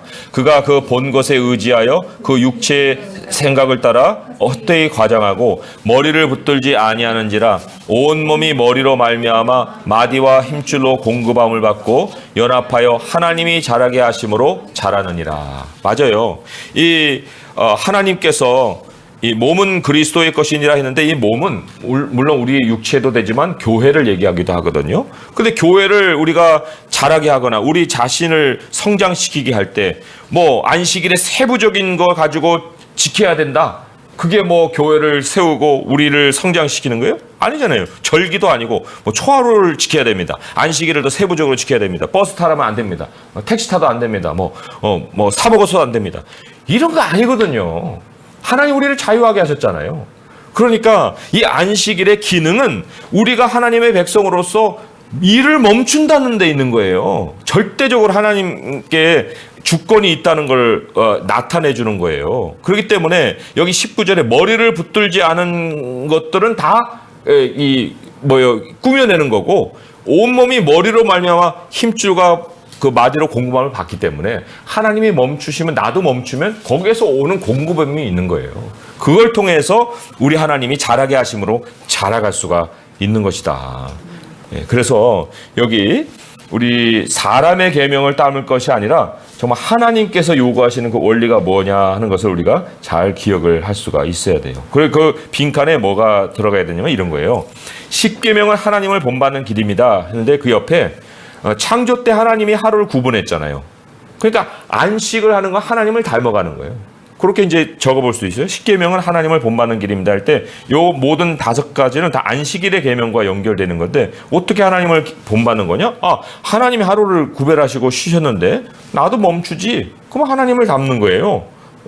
뭐 엉뚱한 데서 하나님을 닮는 게 아니고 안식일 속에서 하나님을 닮을 수 있다는 거죠. 그리고 우리는 하나님이 아닙니다 할 때 그 옆에다 뭐를 쓸 수 있냐? 우리가 가진 한계가 있어요. 우리 쉼이 필요해요. 뭐 더 많은 성취를 위해서 뭐 7일을 계속 돌립니까? 아니에요. 그건 피조물의 한계를 거부하는 거예요. 우리의 능력이 우상이 되는 거예요. 그러니까 그렇게 할 것이 아니라 우리는 쉼이 필요한 존재인 피조물이다. 더 많은 성취가 필요한 것이 아니고 하나님의 능력으로 우리가 공급을 받아야 된다 하는 것을 안식일을 통해서 나타내는 거예요. 세 번째로는 하나님에 대한 신뢰를 나타내는 길이 안식이라는데 맞아요. 하나님의 공급하심을 우리가 믿어야 돼요. 하나님이 그 안식일을 통해서 우리의 삶에 힘을 더해 주신다. 그걸 인정해야 됩니다. 하나님 아니고도 어디 가서든지 다 뭐 휴식을 취할 수도 있고 뭐 거기서도 힘을 얻을 수도 있고 그런데 주의를 지켜봐야 뭐 피곤하기만 하지. 이게 아니에요. 하나님에 대한 신뢰는 바로 하나님의 공급하심을 신뢰하는 거고 그 안식을 통해서 공급을 하는 거죠. 네 번째로 우리에게 하나님이 필요해요. 맞아요. 하나님이 마땅히 계시할 그 자리를 정기적으로 인정해 드리는 게 주일 성수예요. 저는 하나님을 예배하는 날이 또 우리에게 그 주일로 주어지지 않았습니까? 그러니까 우리 삶에 하나님이 마땅히 계셔야 될 자리를 우리가 정기적으로 임의적으로 뭐 이랬다 저랬다가 아니라 항상 하나님이 필요하다는 것을 정기적으로 예배를 통해서 주일을 통해서 표현을 하는 거죠. 그리고 우리에게 하나님의 백성이 필요합니다 했어요. 맞아요. 안식일은 혼자 누리고 혼자 멈추는 날이 아니에요. 함께 예배하고 함께 기도하고 또 함께 공부하고 하나님의 은사가 같이 필요하다 했잖아요. 하나님이 각자 분량대로 서로 힘줄과 마디를 통해서 연결시켜 주시고 자라게 해서 스스로 자라니라 하는 말씀도 있었지만은 맞아요. 이 안식은 바로 우리가 성도들을 만나는 날이고 그리고 그 가운데서 하나님이 높임을 받으시는 날이기 때문에 절대적으로 우리가 하나님의 백성을 필요로 해서 사는 거예요. 무교회주의가 되면 안 되는 거예요. 그죠? 자, 그 다음에 2가지 문제가 있고 이제 결론인데 2 문제 한번 보겠습니다. 당신의 정체성과 생계를 위한 일에 얼마나 이제 어떤 양적인 문제죠. 어떻게 방법적인 문제예요. 의지해 왔는지 구체적으로 말해보세요. 자, 이 얼마나라는 것은 사실 정체성과 생계를 위한 일에 얼마나 이게 7일간 하면 안 되는 거예요. 이건 잘못된 정답이에요. 그죠? 잘못된 답이죠. 얼마나라는 건 6일간이라고 설 수 있어야 돼요. 하나님 6일간 우리의 생계를 위해서 일하고 질서를 유지하기 위해서 힘쓰게 해주셨잖아요. 그런데 정체성과 생계를 위한 일에 7일은 7일째는 결국은 나는 누군가, 나는 어떻게 살아갈 것인가를 늘 돌아보게 하시는 거예요. 나는 누구인가, 나는 어떻게 살 것인가는 7일째. 그러나 6일간은 하나님이 얼마든지 자유롭게. 자, 어떻게 의지해 왔느냐? 어떻게라고 하는 것에 바로 쉼을 통해서 안식을 통해서 또 멈춤을 통해서 하나님의 공급하심을 절대 신뢰함을 통해서 그게 이제 다 통틀어서 주의를 거룩하게 지킴으로 인해서라고도 할 수가 있겠죠. 그러니까 얼마나의 6일과 7일째의 그 구별함이 있어야 되고 어떻게 바로 주의를 거룩하게 지키는 그 모습이 있어야 되겠죠. 자, 2번째 문제. 안식일 준수가 하나님께 다시 마음과 뜻을 다하도록 어떻게 돕습니까? 이 다시라는 건 이제 그렇지 못한 삶이 이제 변화되는 것을 얘기하는데, 다시 하나님의 하나님께 이제 마음과 뜻을 도와줄 수 있는 것이 바로 멈춤을 통해서 하나님이 계시는구나. 하나님의 존재를 인식하는 거예요. 더불어서 나의 존재도 어떤가를 깨닫게 되는 것이 바로 이 6일이라고 하루를 쉬는 그 삶을 통해서죠. 그러니까 인생 주인을 재발견하는 거예요. 안식일을 준수함으로 인해서, 주일을 준수함으로 인해서 나의 인생의 주가 누구냐. 그리고 더불어서 6일의 삶이 하나님께 달려있다 하는 것까지도 이 안식일을 지켜가면서 주일을 지켜가면서 고백을 할 수가 있는 거예요. 자, 넘어가서 우리 결론 부분을 함께 한번 읽어보겠습니다. 시작. 율법을 통해 하나님은 하늘의 베일을 걷고 자신에 대한 중요한 면모를 살짝 보여주십니다. 하나님은 우리에게 그분의 거룩하심을 보여주심으로써 우리를 위한 예수님의 사역 없이는 하나님의 거룩하심이 요구하는 것들을 이루지 못하는 우리의 모습을 보게 하십니다. 율법의 완성은 오직 십자가에서 이루어집니다. 율법을 잘 이해하려면 하나님이 이스라엘에게 맡기신 사명을 위해 그들을 어떻게 준비시키시는지도 알아야 합니다. 그들은 율법을 통해 거룩한 소명을 받았습니다. 이스라엘은 율법에 순종함으로써 하나님을 드러내고 그분이 세상에 하신 일을 증거할 특권을 받았습니다. 그리스도의 권능으로 율법에 따라 살아가고자 할 때 우리는 다른 사람들에게 하나님께 나아가는 길, 즉 예수님을 보여주게 됩니다. 네, 그래서 우리가 오늘 읽은 것만 이렇게 좀 정리해 보면 하나님 한 분이시다는 거, 그죠? 그거를 우리가 늘 모든 삶에서 중심에 놓고 살아야 되고, 그리고 주의를 지킴으로 인해서 우리의 삶에 매듭이 있다는 것을 또한 보여줘야 되고, 그리고 나머지 십계명을 통해서 긍휼의 모습으로 늘 살아가야 된다는 거, 그게 바로 예수님이 우리에게 내비쳐 주신 증거의 모습이고, 그것이 바로 우리가 어떤 것에도 얽매이지 않고 살아가는 신분이 되는 거예요. 자, 그리스도와의 연결 함께 읽어보겠습니다. 시작. 흠없는 구세주 예수님은 하나님을 온전히 사랑하며 만물 가운데 하나님의 이름을 영화롭게 한 독생자이십니다. 예수님은 십자가 사역을 완수함으로써 우리의 안식이 되셨습니다. 네. 하나님을 온전히 사랑했다는 것이 하나님을 제1에 두었다는 거예요. 항상. 그리고 하나님의 이름을 영화롭게 했다는 건 자기 영광을 드러내는 것이 아니었다는 거예요. 이 두 가지가 우리 예수님의 공생에서 굉장히 뚜렷한 특징이 있죠. 네. 자, 거기 핵심 교리를 한번 읽어볼까요? 하나님은 한 분에서 박스에 있는 핵심 교리 99가 있는데 한 목소리로 한번 읽어보겠습니다. 시작. 쉐마로 불리는 신명기 6장 4에서 9절에서 볼 수 있듯이 성경은 하나님이 한 분이심을 단언합니다.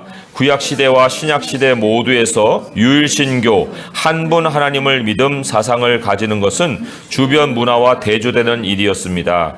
대부분의 문화권이 다신교 여러 신을 믿음이나 단신교 여러 신을 믿는데 그중 한 신을 주신으로 섬김 사상을 가지고 있었기 때문입니다. 오직 하나님의 백성만이 하나님의 계시의 근거에 여호와 하나님만이 유일하신 참 하나님임을 알았습니다. 자, 오른쪽으로 가서 한번 요약을 해보겠습니다. 먼저 첫 번째 문장 읽어볼까요? 시작. 하나님은 하나님을 기쁘시게 하며 그분의 목적을 드러내는 삶을 살게 하시려고 우리를 부르셨습니다. 자, 1번. 우상 숭배가 왜 그리스도인의 사명과 가르침에 장애가 됩니까? 물론 장애가 되죠. 왜냐하면 우리의 정체성은 자유인이잖아요. 하나님이 애굽에서 빼내주셨잖아요. 그런데 우상을 숭배한다는 건 다시 노예로 돌아가는 거거든요. 그러니까 하나님께로 옮겨주셨어요. 하나님이 하나님께로 우리를 이동시켜 주셨어요. 그런데 우상 숭배는 다시 피조물에게 묶이는 거거든요.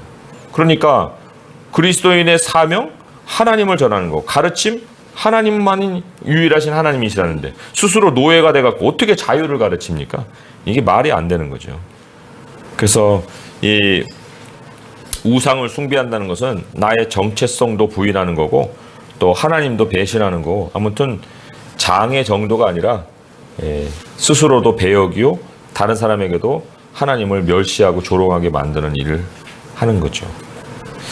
자, 두 번째로는 하나님이 날마다 우리를 보내시는 그곳, 즉 가정, 직장, 학교 등에서 어떻게 해야 하나 하나님의 대사로 살 수 있겠습니까? 하나님의 대사가 되려면 겸하여 섬기는 것이 없어야 되겠죠. 그러려면은 모든 것을 하나님께로 받았다는 생각 속에 자기 자랑이 또 없어야 되겠죠. 그리고 하나님이 없는 도덕적 시도를 하지 말아야 됩니다. 하나님이 없이 나를 완성시켜가라는 시도가 없어야 되고, 그리고 또한 매듭이 7째 날마다 이 보이는 삶을 사수해야 됩니다. 그게 바로 하나님의 대사로 사는 모습이죠. 뭐 다른 거 다 뭐 사람들 앞에 나서기도 힘들고 부끄럽기도 하면은 주일 성수만 해도 이거는 엄청난 증거가 되는 거예요. 3번, 안식일의 원리를 살펴보는 것이 안식일의 주인이신 예수님을 전하는데 어떻게 도움이 됩니까? 안식일의 원리는 멈춤이잖아요. 멈춤. 그죠? 그 멈춤이라는 원리, 그거를 살펴보는 것이 안식일의 주인이신 예수님을 전하는데 어떻게 도움이 되냐? 우리 주님을 전할 때 맞아요. 우리가 멈춤으로 인해서 우리는 창조주가 있다. 그죠? 우리 자신은 피조물이다 하는 것을 전하게 되는 거예요. 말 없는 어떤 증거라고도 볼 수 있죠. 그리고 우리 한계를 인정하는 모습이기도 하고요. 또 하나님의 절대 공급을 신뢰하는, 나는 오늘 예배 가야 돼요. 왜요? 하나님께서 주시는 생명의 말씀을 먹어야죠. 듣는 사람이 별로 이렇게 공감을 하지 못한다 하더라도 그것은 그 자체로 예수님을 엄청나게 증거하고 있는 거예요. 그러니까 인생의 주가 누구신지를 그냥 가장 뚜렷하게 나타내 보일 수 있는 것이 바로 주일에 하나님 앞에 예배하러 가는 그 모습이다. 네, 제가 기도하고 마무리하겠습니다. 하나님 아버지 감사합니다.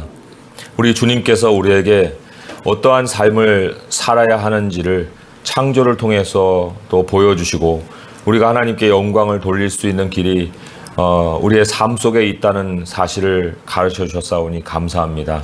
하나님, 십계명은 우리에게서 이미 떠난 계명이 아니라 바로 이 계명이 예수님이 십자가에서 다 온전하게 이루어 주신 우리 하나님 사랑하고 이웃 사랑하게 하는 우리 주님의 뜻을 담은 계명인 것을 또한 깨닫습니다. 하나님 한 분 외에는 우리는 누구라도 하나님과 비교하지도 아니하고 또 우리 스스로도 하나님과 같이 사는 모습 가질 수도 없고 가지기 원치 않고 또 그런 것을 경계하고 살기 원합니다. 하나님, 정말 주님의 이름이 우리 안에 걸려 있사오니 우리의 또 행실을 늘 돌보게 하여 주옵시고 또 7일마다 매듭이 있는 삶을 살아감으로 주님을 증거할 수 있게 하시고 그리고 나머지 모든 일에 긍휼함을 품어서 우리가 하나님의 사랑이 우리에게 비춰진 것 같이 우리의 하나님의 사랑을 우리를 통해서 다른 사람들에게도 보이는 삶을 살게 하여 주옵소서. 오늘 하루도 부족한 저희들의 모습을 하나님 말씀으로 세워주시니 감사합니다. 이 말씀이 항상 앞서 인도하여 주셔서 우리의 빛이 되시고 우리의 소망이 되시고 우리의 표대인 우리 주 예수 그리스도로 우리를 인도하시는 우리 하나님의 그 길이 되게 하여 주옵소서. 오늘 하루의 남은 삶을 주님께 온전히 맡겨드리옵고 예수님의 이름으로 감사하며 기도합니다. 아멘.